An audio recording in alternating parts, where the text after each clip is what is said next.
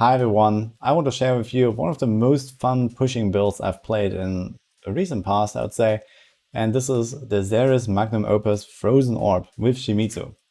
Now, most of you probably know that I'm a big Shi Mizu lover from back in the days, especially with the Demon Hunter Fan of Knives build back in the day. I played this a lot, and there was also some other Shi Mizu builds here and there, like the Tempest Rush Monk I've done in Season 23. And here we have yet another one. So the base mechanic is you stay at low life at all times, you protect your character with shields, which is very easy to do on a wizard, and you have 100% crit chance, so you can roll off crit stats and get other stuff. So overall, this gives you a boost of something like 3 to 4 tiers or so in terms of like raw DPS when you do this like optimally and don't really waste much time for the setup, and you can just push a little bit higher like this. But that's not everything, it's just super fun to play, also with the new seasonal power for Frozen Orb, where you see those like swirling projectiles around me. So they stack up over time, and then as you throw the next Frozen Orb, you will release up to 5 of them at once. So this creates like a kind of new playstyle where I use Arcane Dynamo, and all of those 5 Frozen Orbs are buffed by the Arcane Dynamo passive for a 60% multiplicative damage bonus. And you can do some massive bursts. So what you see here is one of my GR 142 attempts. I think I started pushing this at like 138 and it was really easy, and then I did 140 and almost cleared it like very early, and I was like, okay, we have to try higher. So I went for 142, and this is what we cleared in the end in a really good time as well. I'm gonna upload the full run like tomorrow, but I just want to like highlight the build here because I think it's so cool. So you can see the defeat planner here. I have the link in the description if you want. There's also the max roll guide for it. And essentially there are multiple push variations. There's a Black Hole, the Ransler, and the Shi Mizu variant. So this is pretty much the same here, just the fact that you have this 100% crit effect instead of, I believe, Hexing Pants or Frostburn that you can run. So it's not really a big difference, just the power is different. But the Shi Mizu playstyle is actually way easier with this build than it used to be with other builds in the past. Because first of all, you are a wizard, so you can use a cheat death passive if you need to, which in the end I actually removed.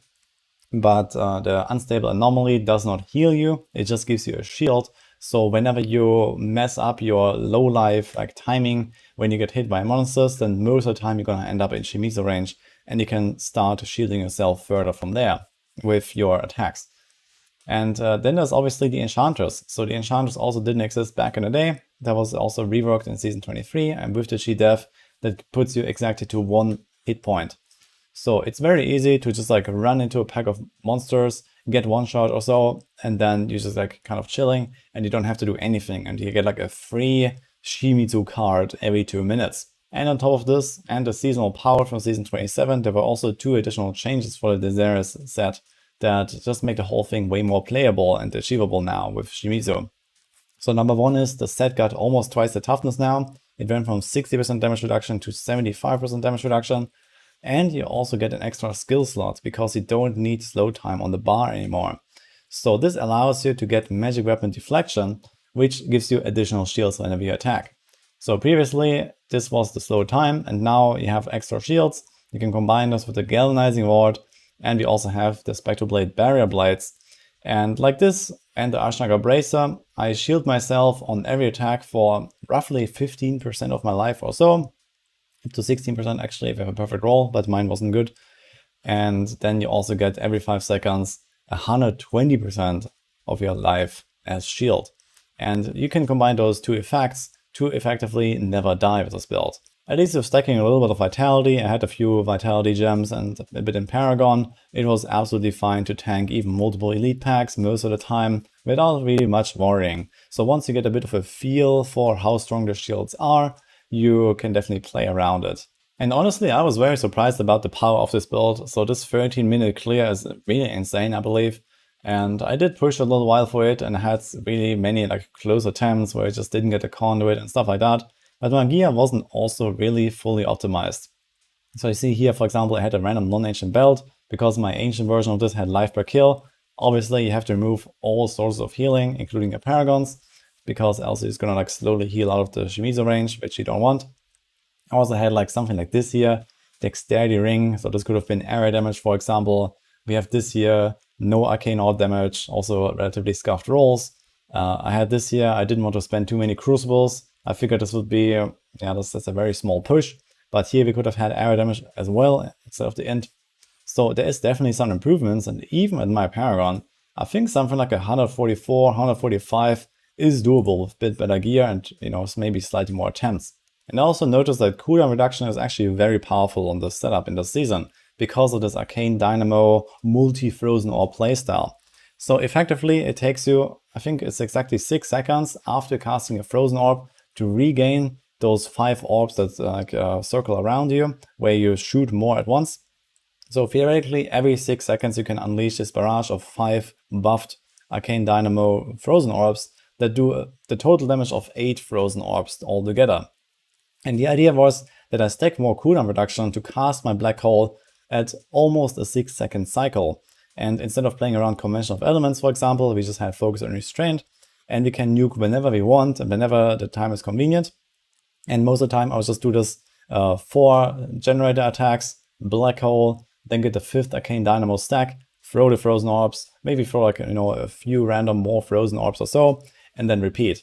So I included a lot of extra cooldown reduction, but again, my items were not really optimized for that. For example, I had none on the shoulders, had this Int here on the gloves, or even the attack speed could have been rerolled to cooldown. So we could have even removed Evocation, I believe, and go with, for example, the Elemental Exposure, which would have given us like another almost extra tier of damage or so. So there's definitely some more potential to further optimize this whole build and playstyle, and I can just recommend you guys to try it out. If you're not really a fan of the Shi Mizu, then at the very least, you can also play this with, for example, the Frostburn or the Hexing Pants, as I mentioned, just to have like a regular crit-based build. But the Shi Mizu variant is relatively easy to do. And the good part is that with those freaking Black Hole casts, you also keep the pull under control very well, so that they don't attack you, and also you keep them at exactly the right distance to explode your Frozen Orbs exactly in the right place, because this is a very important part of the build. Personally, I really like the Frozen Orb playstyle, like from back in the day in Diablo 2 of the Sorceress. That was like one of my favorite builds for Sorceress ever. And even in D3, I think it's amazing. And with this new seasonal power, it just feels so good when all the orbs hit just right in the middle of the pool and everything explodes. It's great. So I really hope it's gonna stick around, and hopefully we're gonna see some like permanent update to some other item or so that we can use in the future for the Xeris Frozen Orb that buffs the build a little bit and preserves this new effect. So I'll leave you with this. I can just recommend you guys to try out the build. It's really fun, and as I mentioned, I'm also going to upload the full 142 clear for you guys to watch. So hope you enjoyed this video, and see you guys next time.